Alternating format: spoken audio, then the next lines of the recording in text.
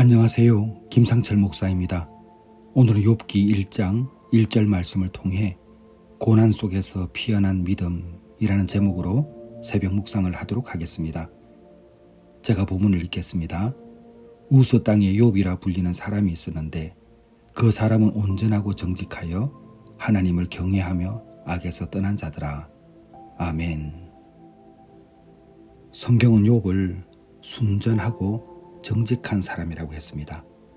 순전하다는 말은 순수하고 완전하다는 뜻입니다. 그리고 욥은 하나님을 경외했고 악에서 떠난 사람이었습니다.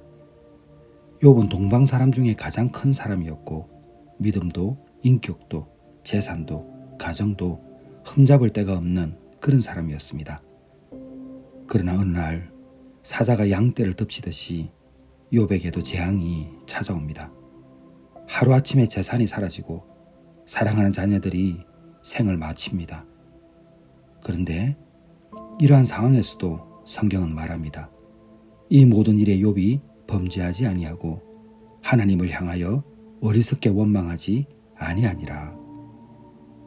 여기서 우리는 신앙의 중요한 한 장면을 보게 됩니다. 신앙이라는 것은 고난이 없다는 것이 아니라 고난 속에서도 하나님을 붙드는 태도라는 것을 알게 됩니다. 그리고 우리는 또 한번 생각해 볼 수 있죠. 욥을 통해서.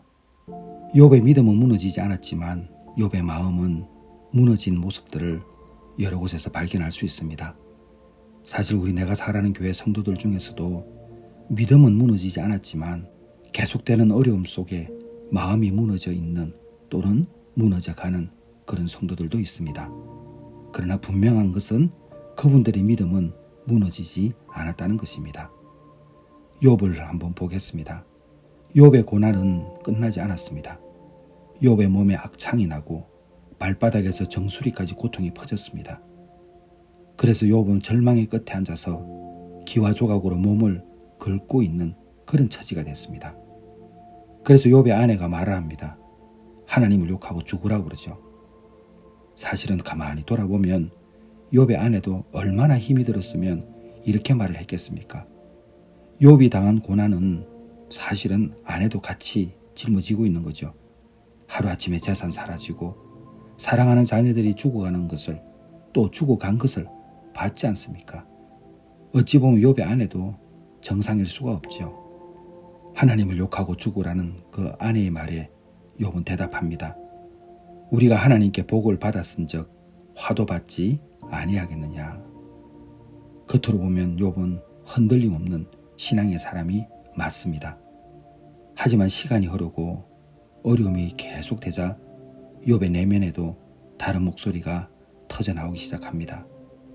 어찌하여 고난당하는 자에게 빛을 주셨으며 마음이 아픈 자에게 생명을 주셨는고 죽기를 바라도 오지 아니하니.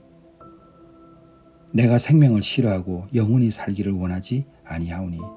이런 말을 하는 거죠. 또 이런 말도 했습니다. 내가 앞으로 가도 그가 아니 계시고 뒤로 가도 보이지 아니하며. 여기서 우리는 한 가지를 깨닫습니다. 믿음이 있는 사람도 절망을 경험할 수 있다는 것입니다. 신앙이 아무리 좋아도 우리의 마음에 찾아오는 우울감이 동시에 존재할 수 있다는 것입니다. 우리는 엘리야를 통해서도 이미 그것을 한번 다루었죠. 엘리야도 정말 대단한 싸움 끝에 승리를 했지만 이세벨의 위협 속에서 깊은 우울증에 빠지게 됩니다. 성경에 우울증이라는 단어는 나오지 않습니다. 하지만 욥의 고백 속에서 요즘 심리학에서 말하는 우울 증상의 요소들이 있죠. 제가 상담하면서도 많이 만나는 그런 내용들입니다. 그 중에 하나가 상실이죠. 마음이 무너지는 것입니다. 욥은 자녀를 한꺼번에 잃었습니다. 삶의 기반이 완전히 붕괴됐습니다.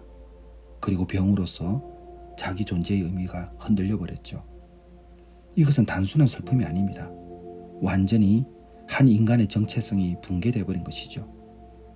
그 정도 되면은 사실은 우울증이 찾아오죠.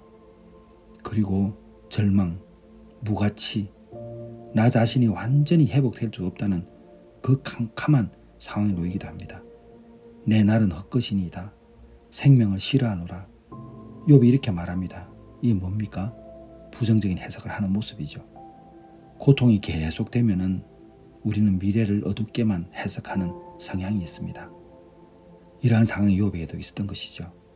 그리고 또 앞으로 가도 그가 아니 계시고, 이것은 전형적인 우울 증세의 표현입니다.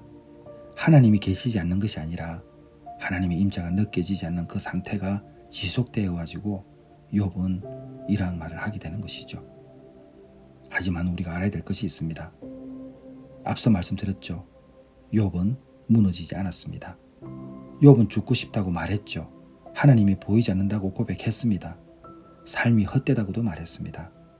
그러나 욥은 누구에게 말했습니까? 하나님께 말했다는 거죠. 이것이 욥이 회복되는 중요한 단서였습니다. 왜냐하면 신앙 안에서 몸부림을 쳤기 때문입니다. 신앙 밖으로 나간 게 아니죠. 욥이 믿음이 없으면 어떻게 하나님을 찾겠습니까? 이게 중요합니다. 여러분, 반드시 하나님께 나가야 합니다. 고통을 억누르는 사람은 무너지지만은 고통을 토로하는 사람은 치유의 길에 들어섭니다. 하나님께 말씀하셔야 됩니다. 욥은 하나님을 떠난 것이 아니고 하나님께 어찌 보면 항의를 했습니다. 그래서 이것은 신앙의 붕괴가 아닙니다. 신앙 안에서 몸부림치는 것이었습니다. 우리가 이렇게 해야 합니다. 어떤 상황에서도 하나님을 떠나면 안 됩니다. 힘든 건 어쩔 수 없지 않습니까? 힘들다고 말씀을 올려야죠. 앞서 말씀드렸죠. 믿음은 무너지지 않았지만 마음은 무너질 수 있는 모습을 욥을 통해서 봤지 않습니까? 아픈 거는 아픈 것입니다. 하나님 낫게 해달라고 기도하고 때때로 하나님께 투정할 수 있습니다. 그것은 절대 믿음이 없는 것이 아니니까 스스로 자책하면 안 됩니다. 그리고 또 하나 알아야 할 것이 있습니다. 욥의 고난은 욥을 무너뜨리기 위한 사건이 아니었습니다. 오히려 욥은 고난을 통해서 자신이 순전하다는 것을 드러냈습니다. 고난은 우리 안에 무엇이 있는지 드러내게 합니다. 환경이 무너질 때 믿음의 뿌리가 드러납니다. 저도 교회에 이렇게 사역을 하면서 정말 힘든데 오히려 믿음이 강화되고 하나님께 헌신하는 분도 보았습니다. 나는 사랑받는 존재인가? 하나님은 여전히 선하신가? 내 존재는 가치 있는가? 예, 사랑받는 존재입니다. 하나님은 여전히 선하십니다. 존재 가치 분명히 있습니다. 욥의 이러한 질문에 하나님은 응답하셨죠. 나중에 형통하지 않습니까? 병이 낫지 않습니까? 하나님은 포기하지 않습니다. 사랑하는 성도 여러분, 하나님이 보이지 않으십니까? 삶이 헛된 것처럼 느껴지십니까? 그러면 욥을 생각하십시오. 절대 끝이 아닙니다. 고통은 신앙의 실패가 절대 아닙니다. 하나님의 침묵은 여러분을 버렸다는 증거가 절대 아닙니다. 고난은 무너뜨리기보다는 더 깊은 하나님을 만나게 하는 통로가 됩니다. 오히려 욥처럼 순전함을 드러낼 수 있는 시간입니다. 우리의 연약함을 숨기지 말고 하나님께 들고 나가면 좋겠습니다. 고난의 연속 속에서도 하나님을 붙들고 기도했으면 좋겠습니다. 욥이 이런 말을 했죠. 내가 주께 대하여 귀로 듣기만 하였사오나 이제는 눈으로 주를 배움나이다. 사랑하는 성도 여러분, 반드시 회복되고 반드시 다시 일어날 것입니다. 이와 같은 은혜가 여러분에게 있기를 주님의 이름으로 축원합니다. 기도하겠습니다. 하나님 아버지, 욥을 통해서 아주 중요한 것을 배웠습니다. 하나님, 힘든 것 말하겠습니다. 하나님께서 그 목소리를 들으시고 응답해 주심도 믿습니다. 어떤 상황 가운데서도 우리 내가 사랑하는 교회 성도들 믿음 꼭 붙잡고 하나님 손을 떠나지 아니하도록 도와주시옵소서. 예수님의 이름으로 기도드렸사옵나이다. 아멘.